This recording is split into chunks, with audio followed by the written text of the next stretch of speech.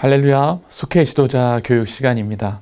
오늘 속해 지도자는 공과 구가 나봇의 포도원을 차지하러 그리로 내려갔더라입니다. 우리 같이 함께 기도하며 시작하겠습니다. 하나님, 이 시간 우리 속해를 준비하기 위해서 우리 속자님들이 같이 함께 온라인을 통해서 함께 말씀을 살펴보려고 합니다. 주여 은혜를 주시고 이 말씀 속에 감추어진 비밀을 깨닫게 하시며 하나님 마음을 알게 하시며 우리가 따라가야 될 그 길을 볼 수 있게 인도하여 주시옵소서. 우리 속해 가운데 주께서 풍성한 은혜를 더하여 주시옵소서. 우리 생명과 구원 되신 예수님의 이름으로 기도드렸습니다. 아멘. 여러분, 오늘 공과는 구과입니다. 이 나봇의 포도원 이야기가 나오는데요. 여러분도 아마 잘 아시는 이야기일 겁니다. 오늘 이 본문의 말씀은 열왕기상 21장부터에 있는 말씀입니다. 성경을 펼쳐놓으시고 한번 우리 같이 함께 살펴보도록 하겠습니다. 이 나봇의 포도원이라고 하는 이 이야기는 어떤 것이냐면 아합 왕이 이 나봇의 포도원을 보고선 그 포도원이 탐이 났던 것입니다. 그래서 그 포도원을 팔라고 하는데 이 나봇이 팔지 않아서 결국에는 나봇을 죽이고 그 포도원을 갈취하게 되는 그런 내용이 전체적인 줄거리가 되겠습니다. 그런데 이 안에는 여러 가지 많은 이 의미들이 굉장히 담겨져 있는데요. 우리가 오늘 공과를 보면서 같이 함께 그것을 살펴보도록 하겠습니다. 자, 아합이라고 하는 이 왕은 어떤 왕이냐면 북이스라엘의 왕이었습니다. 여러분 족보를 한번 좀 보여드리도록 하겠습니다. 지금 이 북이스라엘 왕조는 남유다와 북이스라엘로 나뉘어져서 남유다는 르호보암으로부터 시작되는 왕이 시작되었지만 북이스라엘은 여로보암으로부터 시작되는 왕조가 시작되게 됩니다. 그러나 이 북이스라엘의 왕조는 하나님을 떠나 우상 숭배하는 왕조였습니다. 그래서 이 여로보암은 그 백성들에게 예루살렘의 그 성전으로 갈 수 없으니 이 베델과 단의 그 성전을 만들어서 예루살렘 성전과 똑같은 성전을 만들어서 거기서 이 백성들이 섬기게끔 하였습니다. 그러나 그들이 섬기는 것은 그 내용 안에는 금송아지가 있었습니다. 한마디로 말하자면 하나님은 무늬만 하나님이셨고 그들은 자기들의 그런 배를 채울 수 있는 그런 신을 요구하며 그렇게 종교적인 그런 신앙을 가졌던 것입니다. 여러분, 이런 우상 숭배의 길이 계속되는 것이 북이스라엘의 역사였습니다. 그 가운데서 오므리 왕조가 등장하게 됩니다. 이 오므리라고 하는 사람은 굉장히 이 정치적으로나 경제적으로 이 탁월한 능력이 있는 사람이었습니다. 그러나 그는 하나님을 알지 못했습니다. 하나님의 뜻으로 나아가는 것이 아니라 여전히 우상 숭배하고 하나님의 길이 아닌 인간적인 길, 세속적인 길로 나아갔던 것입니다. 그 오므리 왕의 아들이 바로 아합 왕이었습니다. 이 아합 왕도 세속적인 그런 정치적이고 경제적인 이런 것들은 조금 더 부강했는지 모르겠지만 하나님을 알지 못하는 세속적이고 인본주의적인 그런 통치와 그런 능력을 발휘했던 사람이 이 아합 왕이었습니다. 그 아합 왕이 어느 날 이 나봇의 포도원이 마음에 들었다는 것입니다. 아무리 왕이라고 할지라도 그 백성들의 그것에 대해서 이 탐하는 것은 그렇게 좋은 것이 아닐진데 이 아합 왕의 제안이 참 그럴듯합니다. 그것에 대해서 마땅히 값을 지불하겠으니 그 포도원을 팔라는 것입니다. 그런데 여기서 나봇이 그 포도원을 팔지 않았다는 것이 이 특별한 이상한 일입니다. 사실은 값을 높이 쳐주고 하면 팔아도 괜찮을 텐데 그런데 여러분, 여기서 우리는 이스라엘 백성들의 그 배경을 알아야 됩니다. 이스라엘 백성들의 그 토지는 사고 팔 수 있는 토지가 아니었습니다. 하나님께서는 그 토지를 팔고 하지 않도록 지금 나봇도 그것에 대해서 얘기하는데 우리 조상으로부터 물려주셨던 이 토지를 결코 누군가한테 넘기거나 팔 수 없습니다라고 얘기하고 있습니다. 이것의 배경이 되는 것이 레위기 25장 23절의 말씀입니다. 여러분도 한번 찾아보시면 좋을 것 같습니다. 레위기 25장 23절의 말씀 보시게 되면 토지를 영구히 팔지 말 것은 토지는 다 내 것임이니라. 너희는 거류민이요 동거하는 자로서 나와 함께 있느니라. 하나님께서 이스라엘 백성들이 가나안 땅에 들어갔을 때 여러 가지 당부하셨던 것 중에 하나가 이 토지에 대해서 사고 파는 것을 하지 않도록 하셨습니다. 왜냐하면 가나안 땅은 하나님의 것이기 때문입니다. 하나님께서 그 백성들에게 가나안 땅을 잠시 맡겨주셨던 것입니다. 그래서 거류민이고 동거하는 자라고 말씀하시는 것입니다. 이 백성들은 그 땅에서 열심히 농사를 짓고 그렇게 소출을 거두고 살 수 있지만 그 땅의 소유권을 주장하여 사는 것은 아니라는 것입니다. 그 모든 소유권은 하나님께 있고, 그리고 나중에 희년이 되었을 때 그 모든 이 분배되었던 것들이 다시금 무마가 되고 다시 합쳐지게 되는, 다시 새롭게 분배가 되는 일이 일어나게 됩니다. 여러분, 하나님께서 왜 이렇게 하도록 하셨을까요? 그것은 가난한 자가 없게 하시기 위하셨기 때문입니다. 이스라엘 중에 그 어떤 누구도 가난한 이가 없도록, 토지의 분배를 통해서 그 어떤 한 사람에게 이것이 몰리지 않도록 그렇게 하나님께서는 이 일들을 배려하셨던 것입니다. 그래서 이스라엘은 희년제도가 있습니다. 50년째가 되는 날 희년제도를 통해서 다시 땅의 분배가 다시 이루어지게 되는 것입니다. 안식년 제도도 있습니다. 이 모든 것들이 다 하나님께서는 그 백성들을 위하여 배려하신 하나님의 그 깊으신 뜻이었다는 것입니다. 여러분, 이 말씀에 의하면 지금 나봇은 조상들로부터 내려왔던 이 땅을 팔아서 할 수가 없는 것입니다. 그랬더니 그 다음부터 문제가 발생하는 것입니다. 아합왕은 이 땅을 너무나 갖고 싶은 것입니다. 그것에 대해서 그 왕비였던 이세벨한테 가서 말하게 되고, 그 이세벨은 지도를 한번 보여드리겠습니다. 페니키아 지방의 공주였습니다. 그런데 이 페니키아 지방은 두로와 시돈으로서 완전히 세속화된 나라, 더불어 바알 신을 섬기는 우상 숭배의 나라였습니다. 하나님에 대해서 알지 못하였습니다. 그렇기 때문에 그 왕의 공주였던 이 이세벨이 왕비가 되었다는 것은 이 북이스라엘에도 그런 영향이 미치게 되었다는 것입니다. 아합 왕이 이 페니키아 지방에 있었던 이 이세벨과 결혼을 하게 된 것은 정략 결혼이었습니다. 경제적으로 동맹을 맺고자 그렇게 결혼을 하였던 것입니다. 그런데 이 이세벨은 악한 마음을 품고 지금 이 아합 왕에게 말하기를 아주 세속적이고 하나님도 없는 악한 일을 그렇게 저지르고 있는 것입니다. 그것은 바로 나봇을 죽이고 그 포도원을 빼앗게 된다는 것입니다. 아합 왕도 그 일에 동조하게 되고, 아합 왕도 하나님의 뜻에 대해서는 전혀 관심이 없었으니 그 일에 동조하게 되면서 결국에는 이 나봇이 죽임을 당하는 끔찍한 일이 일어나게 되고 이 토지는 빼앗겨지게 됩니다. 이 다음부터 북이스라엘에 이 토지가 거래되고 매매되는 이런 일들, 하나님께서 금지하시고 하나님께서 그 백성들에게 명령하셨던 그 일들을 어기는 일들이 점점 비일비재하게 나타나게 돼요. 완전히 북이스라엘은 하나님의 나라가 아닌 세속의 나라, 인간적인 나라, 욕심과 탐욕의 그런 욕심과 탐욕에 있는 것들로 가득한 그런 나라들로 바뀌어가게 되는 것입니다.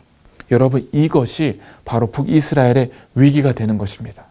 그래서 북이스라엘은 경제적으로 조금 부강했는지 모르겠지만 부정부패가 가득하였고 우상 숭배가 가득하여 하나님의 진노의 잔을 마시기에 심판이 임할 그런 나라가 되어버리고 말았던 것입니다.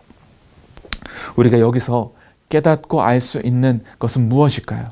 우리 오늘 공과의 말씀을 같이 함께 살펴보면서 함께 더 깊이 나아가기 원합니다. 첫 번째는 인간 권력의 부패와 불의입니다.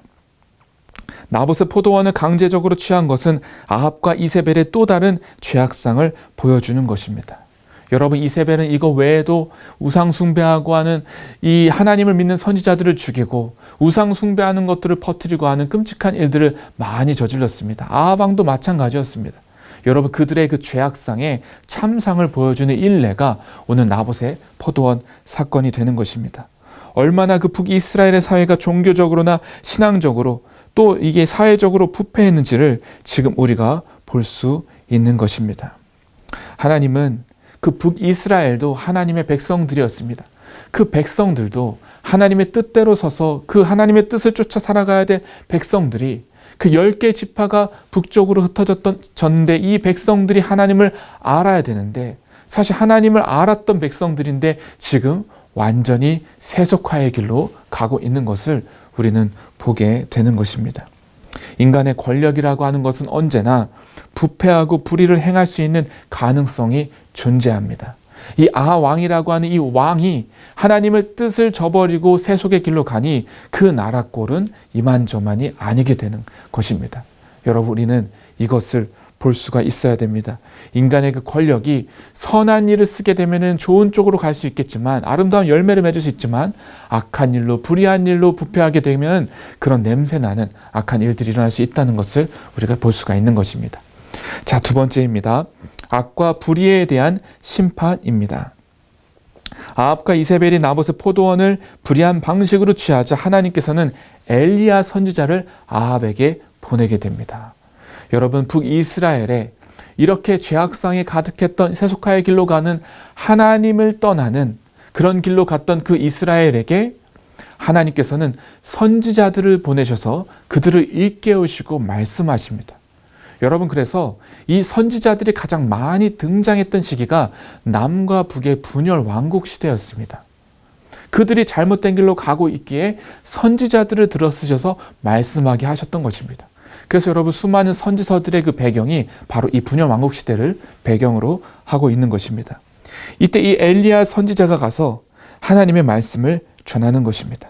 당신들의 그 우상을 섬겼던 것들, 하나님을 저버리고 부정부패와 악을 행했던 이 모든 것에 대해서 하나님이 심판하실 것이라는 것입니다. 그 나봇의 피를 개들이 핥았던 것처럼 당신들도 죽게 되면 그 개들이 핥게 되는, 그 피를 핥게 되는 그런 일들이 일어날 것이라고 말하고 있는 것입니다. 나중에 우리가 나오는 이야기지만 이세벨이 비참하게 죽게 되었고, 정말 이 예언처럼 개들이 그 피를 핥게 되는 그런 이 저주가 그에게 임하게 되었습니다. 여러분, 하나님께서는 악과 불의에 대해서 반드시 심판하십니다. 경고하시고 심판하십니다.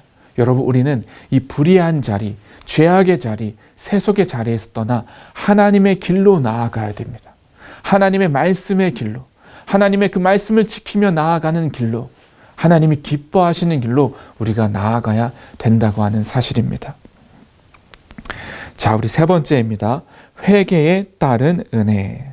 자, 본문 27절을 보게 되면요, 심판의 메시지에 대한 아합의 반응이 기록되어져 있습니다. 아합이 이 모든 말씀을 들을 때에 그의 옷을 찢고 굵은 배로 몸을 동이고 금식하고 굵은 배에 누우며 또 풀이 죽어 다니더라. 여러분, 그 엘리야 선지자의 그 경고, 이 경고의 말씀을 들은 아합 왕은 이 어떻게 했다고 나오죠? 굵은 배옷을 입고선 풀이 죽어 다녔다고 나오고 있습니다. 그래도 이 아합 왕에게 양심이 있었나 봅니다. 그 엘리야 선지자의 그 말씀을 듣고 나서 굵은 배의 옷을 입었다는 것은 슬픔을 상징하고 회개를 상징하는 것입니다. 하나님 앞에서 납작 엎드려서 회개하고 나아가는 이 모습을 우리가 보게 되는 것입니다. 여러분, 이랬을 때 하나님께서 어떻게 하셨을까요? 과연 아합 왕에게 하나님께서 어떤 심판을 내리셨을까요? 이 아합 왕이 하나님 앞에서 이렇게 낮은 자세로 베옷을 입고서 회개하고 나오자 하나님께서 긍휼히 여겨주시는 것입니다. 그래서 그 아합 왕 때의 그 재난을 심판하지 않으시고 그 아들 때에 심판하실 것이다, 그렇게 말씀하시는 것입니다. 사실 우리가 이런 걸 보게 되면 인간적으로는 이해가 되지 않습니다. 아니, 저 악한 사람들 반드시 심판당해야지 마땅하다고 생각하는데 하나님께서는 그들이 잘못된 길에서 뉘우치고 돌아오고 회개하니까 또 용서해 주시는 그런 하나님을 우리는 보게 되는 것입니다. 여러분, 하나님께서는 악한 자라 할지라도 기회를 주십니다. 돌아올 수 있는 기회를 주십니다. 여러분, 그럼 어떻게 하면 될까요? 돌이키는 것이 은혜인 것입니다. 빨리 돌이키는 것이 은혜인 것입니다. 우리가 더 이상 불의한 자리, 죄악의 자리, 잘못된 자리에 있는 것 아니라 하나님의 그 말씀을 듣고 하나님의 그 비전을 보고 하나님께로 우리가 돌아가게 될 때 여러분, 은혜가 임하게 되는 것입니다. 하나님은 정말 노하기를 더디하시고 자비와 인애와 그 사랑이 무한하신 하나님이심을 우리는 오늘 또 보게 되는 것입니다. 하나님께서는 이러한 회개 가운데 자비와 긍휼의 역사를 주십니다. 여러분, 오늘도 우리가 하나님 앞에서 겸손하며 우리 자신을 돌아보며 우리 자신에 있는 죄악의 실상을 돌아보며 회개하며 나아간다면 하나님께서 오늘도 우리 가운데 놀라운 은혜를 베풀어 주실 줄 믿습니다. 우리가 이런 하나님을 알아야 알고 그 하나님께로 나아가야 되는 것입니다. 여러분, 우리가 이 말씀을 통해서 어떤 적용을 할 수 있을까요? 첫 번째는 하나님은 우리의 행위와 우리의 악과 불의를 심판하십니다. 이 죄와 불의를 떠날 수 있는 그 능력을 우리에게 허락하달라고 간구하는 것입니다. 여러분, 어떤 죄가 있으십니까? 어떤 불의한 일들이 여러분의 삶 가운데 있으십니까? 여러분, 그것을 가만히 내버려 두지 마시고요. 선지자를 통해서 하나님 말씀을 통해서 경고해 주신다면 그 기회를 붙들고 다시 하나님께로 나아가는 것입니다. 여러분, 그 나아갈 수 있는 능력을 구하시고 돌이켜 나아가게 될 때 우리 가운데 은혜가 회복될 줄로 믿습니다. 두 번째는 주님은 회개하는 자에게 자비를 베풀어 주십니다. 여전히 마땅한 대가와 책임이 따름을 우리가 기억하며 우리의 삶을 조정해 나가야 됩니다. 여러분, 불의한 자리, 불법의 자리는 결코 하나님이 기뻐하시는 자리가 아닙니다. 여러분, 그 자리에서 나와야 됩니다. 하나님이 기뻐하시는, 원하시는 자리로 우리가 조정해서 나와야 됩니다. 회개라고 하는 것은 우리가 말만 회개하는 것이 아니라, 말만 돌아가겠습니다라고 말하는 것이 아니라 우리의 삶까지도 돌이켜서 행동으로 수반되어지는 것이 회개입니다. 비록 완전하지 못한다 할지라도 여러분, 우리가 하나님께로 돌이켰다면 우리의 삶도 같이 함께 돌이켜서 행동도 그 안에서 수반되어져서 나가야 된다고 하는 사실입니다. 이것이 바로 진정한 회개인 것입니다. 여러분, 우리가 이 하나님의 그 마음을 알게 되었으면 좋겠습니다. 오늘 말씀 속에서 우리가 하나님의 그 뜻을 발견하면서 우리도 하나님의 뜻 가운데 거하여 함께 나아가는 하나님 백성들 되기를 원합니다. 우리 같이 함께 기도하시겠습니다. 자비의 하나님, 우리를 너무나 사랑하시며 오늘도 우리를 돌아보신 하나님, 우리가 우리의 모든 삶의 죄악의 길에서 떠나게 하여 주시옵소서. 잘못된 길에서 벗어나게 하시고 하나님이 기뻐하시고 하나님이 원하시는 하나님의 뜻 가운데 나아가게 하여 주시옵소서. 주여, 오늘도 우리를 통해서 영광 받으시기 합당하신 하나님이심을 믿습니다. 하나님은 영화롭게 하는 자가 되게 하시고 우상 숭배와 모든 세속의 잘못된 것에서 벗어나 하나님께서 기뻐하시는 그 뜻을 쫓아 살아가는 하나님의 백성들이 다 되게 하여 주시옵소서. 우리 속회 가운데 주님께서 은혜를 더하여 주시오며 하나님 아버지 그 말씀 가운데 진정한 회개와 돌이킴의 은혜도 더하여 주시옵소서. 살아서 역사하시는 우리 주 예수 그리스도의 이름으로 간절히 기도드렸습니다. 아멘.